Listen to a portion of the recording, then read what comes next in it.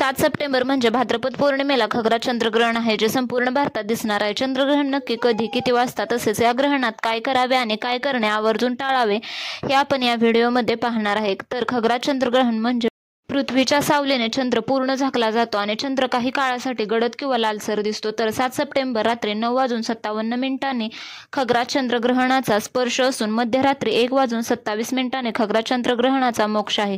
तर खग्रास चंद्रग्रहणाचा पर्व काळ हा 3.5 तासांचा असणार आहे, पण दुपारी 12:37 पासून तुम्हाला वेध सुरू होणार आहेत. त्यामुळे वेधादी नियम हे दुपारी 12 पासूनच पाळायला सुरू करायचे आहेत. या चंद्रग्रहणाचे वैशिष्ट्य म्हणजे भाद्रपद पौर्णिमेला आले आहे. प्रत्येक अमावस्या किंवा पौर्णिमेला ग्रहण लागत नाही. हे यंदा चंद्रग्रहण जे कुंभ राशीत आहे आणि राहू सुद्धा कुंभ राशीत आहे.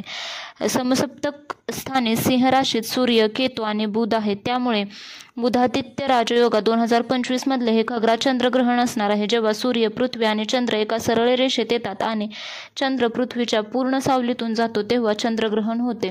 खग्रास चंद्रग्रहणाचा कालावधी जास्तीत जास्त 1 तास 42 मिनिटे असतो. स्पर्शापासून मोक्षापर्यंत जास्तीत जास्त 3 तास 48 मिनिटांचा काळ जाऊ शकतो.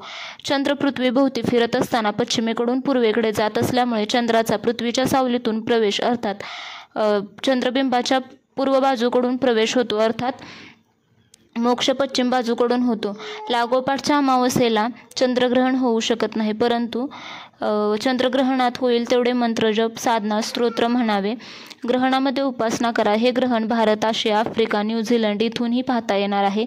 यानंतरच पुढचं चंद्रग्रहण 3 मार्च 2026 होणार आहे. त्यामुळे चंद्रग्रहणाच्या काळात घरातल्या पाण्यात जे तुम्ही पिण्यासाठी वापरता त्यामध्ये तुळशीपत्र टाकावे. त्यामुळे पाणी दूषित होत नाही असे मानले जाते. ग्रहण काळात भोजन, डोक्याला तेल लावणे या गोष्टी वर्जित सांगितल्या आहेत. तसेच या दरम्यान नवीन काम करणे टाळावे, म्हणजे शुभ काम करणे टाळावे. तर अशा प्रकारे तुम्ही हे चंद्रग्रहण नक्की नियमासोबत पाळावे. अशाच प्रकारच्या नवनवीन व्हिडिओसाठी चॅनलला अजूनही सबस्क्राईब केले नसेल तर करावे. व्हिडिओ पाहिल्याबद्दल धन्यवाद.